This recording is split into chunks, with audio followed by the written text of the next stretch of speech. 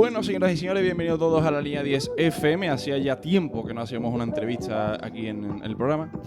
Y hoy tengo el maravilloso placer de presentaros a una pedazo de músico de Sevilla, ¿vale? Directamente desde el Conservatorio Superior de Música de Sevilla. Con todos ustedes, Lucía Acosta. Muchas gracias por concederme una entrevista. ¿Cómo está? Bien, un poco nerviosa, Bueno. pero bueno, no estaba aún acostumbrada a que le hagan entrevistas todos los días, ¿no? Yo me cambié el micro como 50 veces, lo subí y lo he bajado. Bueno. De tiempo que hace que no hago una entrevista. Tu nombre completo es Lucía Acosta. Uh-huh. ¿Y de dónde viene Lucía? Pues yo nací en Barcelona y con 12 años me mudé aquí a Sevilla. Ah, tú eres de Barcelona. Sí. O sea, tus padres son de Barcelona. A ver, Barcelona. mi madre es de Barcelona, mi padre era de Sevilla. ¿Cuál fue de las personas que tienes como que tú escuchabas desde pequeña? ¿Quién digamos que fue la persona que te influenció para poder escuchar? Es que no te puedo decir a una persona en concreto, o sea, te puedo decir... O sea, dentro de tu familia, todos, digamos que eran melómanos, o había una persona que tú dijeras en especial. Vale. Mi tío era... Sí, bueno, mi abuela sí tocaba ya el piano. ¿Ah, sí? Y mi madre lo empezó a tocar y llegó solo hasta cuarto de elemental o una cosa así. Entonces yo ya desde pequeña, pues ya a mí este piano que veis aquí detrás es el que me regaló mi padre cuando tendría 4 o 5 años, ya empecé a tocar. Y ya pues con 7 años creo que fue, ya me apuntaron al conservatorio. Qué bueno. Y entonces tu madre ya tocaba el piano. Sí. ¿En tu casa se escuchaba música clásica? Sí, de hecho yo ya que estaba en la barriga de mi madre ya estaba escuchando música O clásica. sea, te ponían música clásica. Sí. Y eso hay una movida, ¿no? Como que... Bueno, eso ahora, pero en el 87 que yo nací no se llevaba eso tampoco, ¿sabes? Pero sí, por lo visto tengo entendido que ahora se lleva mucho esto de ponerle unos cascos en la barriga y tal, y bueno, pues ayuda, no sé, al sistema neurológico a que funcione mucho mejor. Pero sí, yo desde pequeña ya escuchábamos en casa, pues que sí, música clásica y tal, y luego ya en los viajes, pues de todo. ¿Y tú eras de la que te paraba y te ponías a escuchar, no sé, el disco de cualquier, no sé? Sí, yo, por ejemplo, bueno, como puedes observar, ahí están todos los discos enfrente. ¿Verdad? Bueno, y hay muchos más que no están ahí, pero sí, yo he escuchado discos completos, pero sobre todo, ya cuando era más pequeñita y eso, música clásica era de las cosas que más se escuchaba en mi casa. Luego ya, pues, cuando hacíamos viajes, pues ya lo típico, Manuel Serrat, o por ejemplo, mi padre era muy fanático de los Beatles, o también, pues, el cantautor Silvio Rodríguez, Petula Clark, Barbra Streisand, todo este tipo de discos, vamos. A topísimo. Sí. ¿Y Silvio Rodríguez cuál? ¿El de Sevilla o el de Cuba? No, el de Cuba, el cubano. Ah, vale. Que yo siempre... Que sus canciones son muy revolucionarias y muy reivindicativas Sí. claro, mis padres eran fanáticos de Silvio. A mí- Que hubo una movida por los 70, creo, o algo así, y que estaba como muy de moda él. Silvio Rodríguez, sí. A Sí. mí, yo de hecho... Claro, mi padre me decía Silvio. Y yo Ese pensaba... es el de Sevilla. Claro, yo pensaba que era el de Cuba. No. Pero no tenía ni idea, Es ni que idea. hay siempre confusión con los dos Silvios, Claro. pero yo me refiero a Silvio Rodríguez. Claro, porque todo tiene... O sea, los dos artistas tienen como una imagen ahí como muy... ¿no? bohemia y tal. Y ¿a ti qué te gustaba cuando eras pequeña? ¿Qué hacías tú en tu... O sea, ¿qué te apasionaba? O sea, ya directamente querías ser músico, ¿te gustaba la música? Bueno, yo ¿O tengo era una de- carrera frustrada, Ujú. que es la de gimnasta. Porque ¿Sí? yo, sí. O sea, yo cuando era pequeña las dos actividades que hacía así extraescolares, digamos, era la gimnasia rítmica y la música. Entonces recuerdo que se ve que yo era buena en gimnasia rítmica y tal, y la monitora una vez me propuso ir también, o sea, por las tardes. Y tú ya estabas arribísima. Claro, ¿qué pasa? Que yo ya estaba en el conservatorio y Ah, ya, claro, entonces yo ya las tardes las tenía ocupadas con la música. Entonces yo recuerdo que tuve que rechazarlo, digamos, porque no me daba la vida. ¿En el conservatorio desde qué edad? Pues ya te digo, desde los 7 años. O sea, lo que sí que era ya más, digamos, un sacrificio era el tema de la gimnasia. Eso ya sí que requería de un esfuerzo físico, de a lo mejor ya cuando tú ya empiezas a tener un nivel, pues me imagino que te exigen una dieta acorde o, en fin, que eso sí que es bastante sacrificado. Pero la música en general, yo no recuerdo haberlo pasado mal. Es verdad que, bueno, o sea, tienes que tener un tesón a la hora de estudiar música, por supuesto, ¿no? Y tienes que dedicarle muchísimas horas. Y a veces es bastante frustrante porque, pues, a veces no te sale un pasaje pero por regla general yo es algo que disfruto, con lo que, ya te digo, no me supone un sacrificio. ¿Cómo has vivido tú el tema del conservatorio? Porque hay como siempre un... ¿no? Como Bueno, un lado... yo te explico mi vida con el conservatorio, ¿vale? Entonces, yo empecé con 7 años y allí en Barcelona eran 4 años el grado elemental. Bueno, esto de entrada funciona así. Espérate un segundito. Para que, Claro. que tengo una... claro, no había acordado de eso. O sea, tú vivías en Barcelona antes. Sí. Ah, pues yo pensaba que tú lo habías hecho todo en Sevilla. No. Entonces tú empezaste en Barcelona en el conservatorio. Venga, pues continúa. Claro. Entonces, bueno, yo te explico cómo funciona la carrera de músico. Serían 4 años de grado elemental, 6 años de grado medio y otros 4 años de grado superior, que en total serían 14 años. Bueno, yo estaba en Barcelona, entonces yo allí funcionaba de otra manera. En vez de los 4 de elemental eran 5, ¿vale? Y yo recuerdo que yo ya estaba en cuarto, que iba a pasar a quinto y ya terminaba lo que era el grado elemental. Pero nos mudamos justo en ese momento, ¿vale? Y nos vinimos aquí a Sevilla. Cuando yo llego aquí, me dicen que entro desde segundo en el Conservatorio de Triana, empecé. Y entonces me dicen que empiezo desde segundo. Digo, bueno, pues nada. Volví a hacer otra vez segundo, tercero, cuarto, terminé el grado elemental, no aprobé el examen de acceso al grado medio y estuve durante un año preparándome de nuevo para el examen de acceso al grado medio. ¿Pero por qué? Porque te hicieron... Pues porque no iba suficientemente preparada, no por otra cosa. Bueno, el caso es que, bueno, pues estuve un año en el conservatorio de aquí de Bormujos, que abrieron una escuela de música, preparándome para entrar en el grado medio. Entré en el grado medio, empecé primero, segundo y tercero. Y cuando estaba en tercero, me surgió la oportunidad de hacer un viaje a China, ¿vale? Entonces ahí mi vida cambió, pero por completo. O sea, mi vida dio un vuelco de 180 grados. Pero me cambió tantísimo la mente que entonces abandoné la música, pero luego te voy a explicar que si te fijas al final a lo largo de mi vida, la música siempre me ha estado persiguiendo por H o por B. Porque en aquel momento la abandoné, pero luego veréis cómo la volví a retomar. Entonces, claro, ya lo que pasó fue que me dio un cambio tan radical de mentalidad. O sea, tú llegas a Sevilla con el objetivo de terminar música, claro. O tú llegas a Sevilla realmente porque te ha sucedido un problema... Bueno, pues mira, o simplemente lo que pasó, que ya la ciudad te ha quemado. Claro, lo que pasó es que me quemé un poco. Yo estaba en Gales, ¿vale? Cuando me volví. Y me quemé un poco de aquella ciudad de País de Gales, o sea, de Cardiff. Me quemé porque no era una ciudad muy grande, ya la tenía más que vista, había pasado 9 meses allí. Una de mis mejores amigas de allí se volvía para España también y llegó un momento en que pues dije, bueno, yo ya he aprendido inglés, que era lo que quería y tal, y me volví, ¿sabes? Me surgió y me volví. Y luego ya pasé 2 veranos, uno en Escocia y el otro en Bristol. Pero eso solo fueron los veranos. Vale, eso fue ya algo de dinero y ya está, intermitente claro. y demás. Entonces llegas a Sevilla, ya directamente cuando tú llegas ya te planteas volver al conservatorio. Sí. Directamente Lo ya, tenía ¿no? clarísimo. Vale, entonces tú llegas y ¿qué tal con el conservatorio? Claro, bueno, y entonces lo que pasó fue que me tenía que presentar a un examen de acceso para el tercer año que yo me había quedado.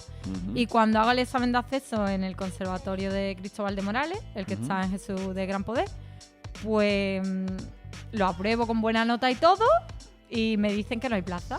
Venga. ¡Ostras! Y yo me quedé en plan de, a ver, que acabo de venir de Inglaterra para terminar esto y me están diciendo, hombre, de repente se me cayeron mis expectativas. Claro. Pero menos mal que, bueno, el jefe de estudios de allí conocía un conservatorio en San Lucas la Mayor que, bueno, pues era semiconcertado, pero sí que sí podía meterme allí a estudiar. Y entonces, claro, supuestamente me quedaría tercero, cuarto, quinto y sexto. Pero me entero de que puedo hacer la ampliación. Y la ampliación es que hago 2 años en uno. Y entonces me hice tercero y cuarto en uno y quinto y sexto en otro. Y así ahorré tiempo los 2 años que había perdido en Inglaterra. Bueno, que por otro lado los gané en idioma, claro. Claro, muy bien, estupendo. Porque al final y experiencia, ¿no? Claro, pues sí. Y... o sea, ¿eres una persona aplicada o eres una persona que...? Muy aplicada. ¿Eres muy aplicada? Sí. ¿Eres muy exigente contigo? Sí. Bastante, sí. Pero también lo soy con los demás porque, bueno, soy profesora y también lo soy. Ahora vamos al tema Vale. del profesorado. Cuéntanos un poco, ¿cómo es para los que no tenemos conocimiento, somos amantes? Yo siempre digo que soy amante de la música, porque realmente decir que muchas veces a la que le gusta la música, decir que es músico es ella, por ejemplo, ¿no? Para mí, ¿no? A mí me gusta tocar piano y me gusta componer y me gusta dar igual, pero realmente músico profesional es ella. ¿Cómo es la evolución realmente del piano, ¿no? Porque todos tenemos los músicos así, ¿no? De calle y los músicos que nos dedicamos de forma independiente tenemos un poco un concepto... porque yo, por ejemplo, a todo el mundo que le he preguntado, yo estoy en conservatorio, no sé cuántos años, pero he tocado el instrumento de Alejo. El concepto del conservatorio suele ser bastante exigente, las cosas como son. Tienes que dedicarle mucho tiempo. ¿sabes? Y muchas horas. Sí, pero a nivel, o sea, a nivel formativo, ¿cómo te forman a ti en el conservatorio? O sea, me refiero, me voy a explicar. Tú tienes una parte teórica en la cual llevas muchos años sin tocar ese instrumento y aprendes la parte teórica y luego al tiempo tocas el instrumento. Tú tienes que ¿o aprender cómo la va? parte teórica, o sea, van de la mano. Pero básicamente tienes que tener unas nociones de lo que es el lenguaje musical y tal Vale, antes de enfrentarte a un... Vale, tú a un instrumento. son 7 años, ¿qué hacías? Hombre, yo no me acuerdo mucho, pero me imagino que sí que iba al lenguaje musical y tal, y entonces pues ahí me enseñarían, pues yo qué sé, los valores de las notas, lo básico, y poco a poco así te van enseñando a leer partituras. Luego ya pues conforme va avanzando la carrera, pues va avanzando el nivel. Entonces ya te exigen más asignaturas y te exigen mucho más temario, ¿no? Ujú. ¿Qué te queda a ti ya para terminar, digamos, A completamente? mí me quedaría ya tercero y cuarto. Ujú. Pero claro, yo estoy en composición, no estoy en piano, cuidado con eso, ¿eh? Ojo. Claro, ya es otra rama, ya es otra... O sea, yo el piano de hecho lo toco bastante poco, porque yo ahora todo lo que compongo lo hago ya por ordenador y ya está. Por ejemplo, la asignatura de piano vale 22 créditos, ¿vale? Entonces, esa persona, si tiene que cumplir 60 créditos al año, ya casi la mitad de sus créditos se van solo con la asignatura de piano. Es decir, que va a estar probablemente 7-8 horas tocando el instrumento al día. Full. Ujú. Full time. Entonces, bueno, pues el nivel de exigencia ahí ya es nivel intérprete, ¿vale? Ujú. Y yo no, yo lo que hago, o sea, yo el piano apenas lo toco, lo que tengo que a lo mejor es, pues de una semana para otra, Que pues es la componer, yo qué sé, una sonata o yo qué sé, depende de lo que estemos haciendo en ese momento. O sea, tú- Pero eso solo es la asignatura de composición, luego tengo armonía, luego tengo instrumentación, aprender, por ejemplo, yo me tengo que saber cómo funciona un violín, aunque no lo toque. Ya. O cómo escribir para violín, más bien, pero no solo Ujú. para violín, para todos los instrumentos. Claro, pues al final tú lo que haces es un poco... Orquestación, orquesta- instrumentación, claro. Claro. O sea, tenemos muchísimas asignaturas y todas relacionadas con la música, por supuesto. ¿Y cómo es componer para violín y para todos los instrumentos? O sea, ¿qué te requiere a ti? ¿Qué Bueno, formación? yo, qué- por ejemplo, cuando he instrumentado, bueno, he hecho algo para orquesta, bueno, más bien para orquesta, a lo mejor pues desde lo básico para cuarteto de cuerda, que Ujú. son violín, viola, violonchelo y contrabajo, a pues la última que he compuesto, que es la que presenta para irme de Becaramus, por ejemplo, Ujú. ha sido pues para cuerdas, vientos, arpa y ya está, ¿vale? Entonces, pues... Y ya está, ¿sabes? Y vientos hablamos de flauta, clarinete, oboe y fagot. Y pues yo lo que hago normalmente, o por lo menos con esta obra en concreto, lo que hice fue primero componerla a piano, ¿vale? Ujú. O sea, yo compuse una zarabanda, ¿vale? Que tiene su propia estructura y tal. Y luego, pues de ahí la adapté a orquesta. ¿Y cómo es el proceso? O sea, me refiero, tú haces la composición a piano, ¿no? Ujú. Se le completa la estructura de la canción, de la canción, no sé, Claro. pero del tema a piano, ¿no? Y después, ¿cómo estructura cada instrumento? Pues ¿Cómo hace normalmente eso? se distribuyen por la tesitura, digamos. Por ejemplo, si tú lo haces a piano y tienes, imagínate, en la mano derecha un acorde con 4 notas y en la mano izquierda otro acorde, pues las notas más agudas las van a hacer la Maravilloso. flauta, el clarinete a lo mejor, y luego ya las más graves, pero esto te hablo de los vientos, Ujú. las más graves pues ya sería el fagot, el oboe, Ujú. y en cuanto a cuerdas, pues los violines y la viola serían las tesituras más agudas y el contrabajo y el violonchelo pues las más graves. Y luego pues el arpa simplemente acompañamiento armónico. O sea, que digamos que Nada de melodía no, por lo Ujú. menos la que yo instrumenté, no, el arpa no llevaba la voz cantante, digamos, Vale. simplemente un colchón armónico. Y luego, por otro lado, pues se supone que a partir de tercero ya nos enseñarán la fuga, que es de las cosas más complejas que hay para un compositor. Vamos. ¿Y por qué crees que las personas de a pie no toleramos, o sea, no aguantamos más de, ¿qué te digo yo, ¿no? Pues la gente que intenta, por ejemplo, escuchar música clásica, ¿no? Que no está Sí. acostumbrada a escuchar música clásica. Claro, Y tú sabes que quizás sea eso. las piezas son demasiado largas. Ajá, Y hoy día, pues ya sabemos que todo va con la música es rapidez. 2 minutos, 1 minuto y ya estamos en otra música. ¿Por qué Bueno. crees realmente que no podemos aguantar, por ejemplo, no sé, una pieza de Liszt, de Beethoven, de cualquier músico? Pues creo que pueden influir varios factores. Por un lado, cómo sea esa persona. O sea, quiero decir, hay gente que es más inquieta, que no aguanta, como tú bien dices, más de 30 minutos sentado escuchando una ópera. Pues, Ujú. entonces esa persona no va a escuchar una ópera completa de Verdi o de Puccini o de quien sea, ¿sabes? A mí, por ejemplo, yo la aguanto 3 horas y lo que me echen porque es algo que me gusta. Claro. Por otro lado, puede influir a lo mejor el tema cultural, si en tu casa o en tu alrededor, por ejemplo, o a ti de pequeño te han llevado a la ópera, o sea, quiero decir, Claro. ¿sabes? O... Sí, que lo asimiles también a un yo creo que eso, ¿no? Al final, la sala con un sentimiento realmente, porque al final todo lo que nos apasiona también es porque a lo mejor la música, ¿no? Tu madre tocaba el piano. Claro. Yo, por ejemplo, escuchaba a mi padre cantar las bodas y a mí eso como que me cautivó mucho para la hora de cantar y de componer y de tocar la guitarra y todo. Y es un tema también de eso de sentimiento y de recuerdos, ¿no? También un poco la mezcla. Pero claro, es que estamos hablando de música clásica o sea, por mucho a lo mejor que te pueda gustar o tú hayas escuchado de tus padres, ya de mayor quizás se hace un poco más complicado. Y yo creo que tú lo que tú dices, ¿no? Un tema un poco será un tema cultural, ¿no? Sí. Porque nosotros no... O sea, yo no... O de costumbre, lo que te he dicho antes. Si en tu entorno, tu familia está escuchando música clásica, pues por regla de 3 eres bastante propenso a escucharla.